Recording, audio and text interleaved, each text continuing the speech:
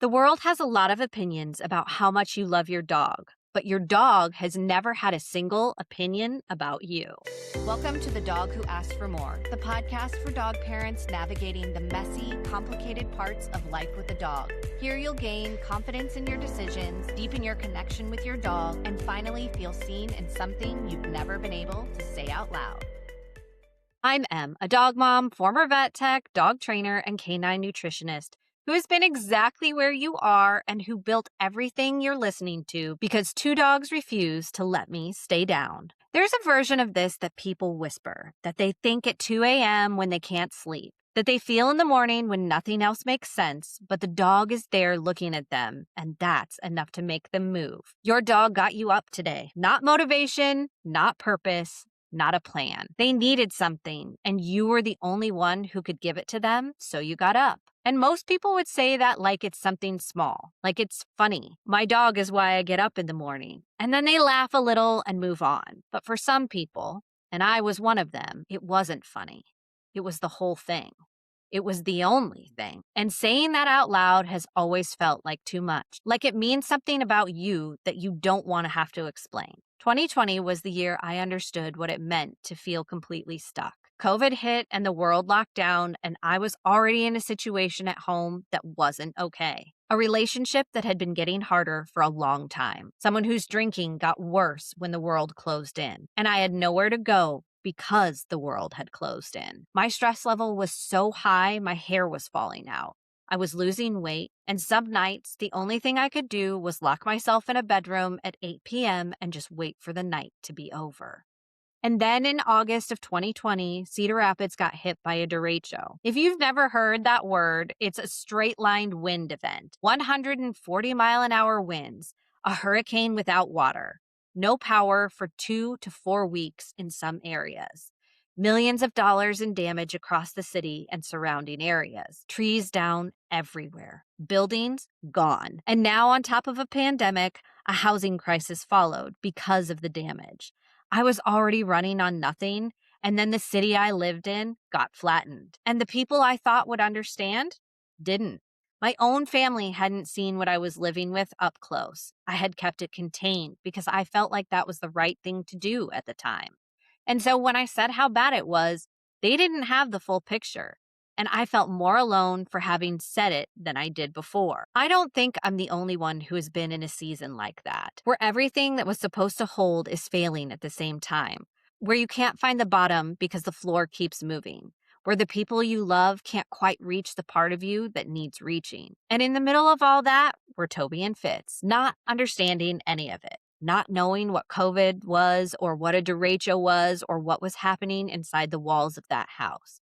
Just there, asking for breakfast, needing to go outside, being completely uncomplicated and reliably present in a way that nothing else in my life was. And I got up every morning because they needed me to. I believe the stress of that period lives in Fitz still. Dogs absorb what's around them. The nervous system he was developing during those years, the reactivity, the way he doesn't easily trust new people, the way he needs things to be consistent and predictable. I think that environment shaped him the same way it shaped me. We were both just trying to survive something we didn't have language for, and we did it together. And here's what makes this hard to hold, because on one hand, your dog got you through. You know that. You feel it. The getting up mattered. The routine mattered. The fact that something needed you when you didn't have much left, that mattered more than I have words for. And on the other hand, there's this quiet thing underneath it. The guilt of needing your dog that much. The sense that you're supposed to have people for this. That leaning on an animal the way you lean on yours means something is wrong with you or your support system or the way you move through the world. And you carry both of those things at the same time. The gratitude and the shame. The knowing it got you through and the not quite being able to say it out loud without qualifying it. And even when you find the words, even when you get close to saying it, there's still the fear that someone will minimize it. That they'll say something like, "At least you had your dogs," as if that's a consolation prize instead of the thing that actually kept you moving. What I've come to understand, slowly, imperfectly, is that there is nothing small about what a dog does when they show up for you in a season like that. The bond between a person and their dog is real, and it is deep, and it does something to the body and the brain that very few other things can do. And when everything else is failing, that bond is not nothing. Your dog getting you up on the hardest mornings isn't a sign that something is wrong with your life. It's a sign that something is very right about that relationship. But the mornings don't stop being hard just because you understand that. You can know what your dog gives you is real and still wish you had more. Still wish the people around you could reach you the way your dog can.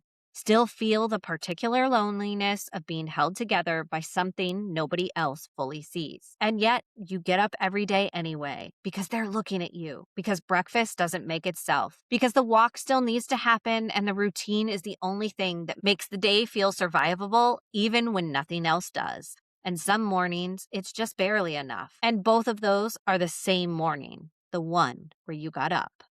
I got out of that season. Not all at once, not cleanly, but I got out. And the thing I kept coming back to, the thing that kept the thread from breaking entirely, was the routine of caring for two dogs who needed me to show up, even when I had nothing left to show up with. Fitz and Toby didn't fix what was broken, but they gave me a reason to stay in it long enough for things to change. And that mattered more than I have words for. Here's the question I want to leave you with. What if the fact that your dog gets you up on the hardest mornings isn't something to be embarrassed about, but something to be grateful for? On the mornings when you had nothing, you got up because they needed you. And in getting up for them, you kept something alive in yourself that needed keeping. They were there, loving me in the specific way that only dogs can, without needing me to explain myself or be better or be anything other than who I was. And if you're sitting there thinking, I want to go deeper into what this show is actually about and what's coming next, then Substack is where all of that lives. The real story, the behind the scenes, the things that I don't say anywhere else. The links are in the episode description. So be kind, spread joy, and remember, the world has a lot of opinions about how much you love your dog, but your dogs don't care.